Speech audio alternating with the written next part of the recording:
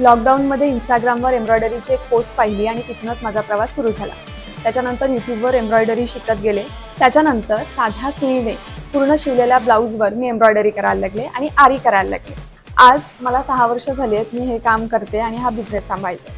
या प्रवासात मला एक गोष्ट जाणवली की एका साध्या डिझाईनने सुद्धा तुमच्या पूर्ण ब्लाऊजचा लुक बदलू शकतो. म्हणून मी स्वीटी म्हात्रे तुम्हाला या शोमध्ये दाखवणार आहे की तुमच्या कपाटात पडून असलेले जुने ब्लाउजेस कसे अपग्रेड करता येतील आणि त्यांना कसं नवं रूप देता येईल.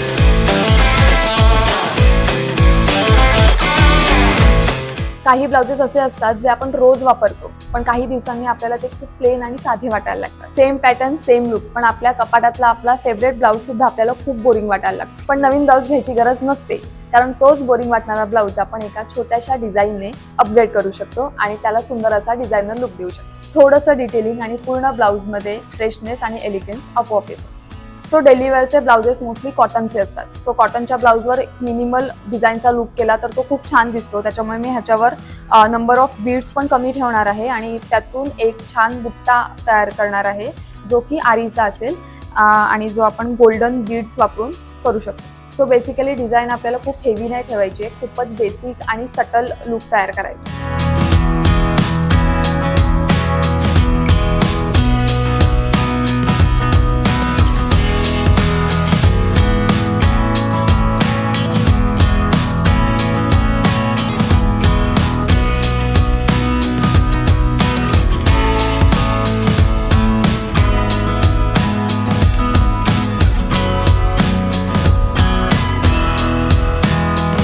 सो तुम्ही पाहिलं की एका छोट्याशा डिझाईनने सुद्धा आपल्या पूर्ण ब्लाऊजचा लुक कसा अपग्रेड झालाय.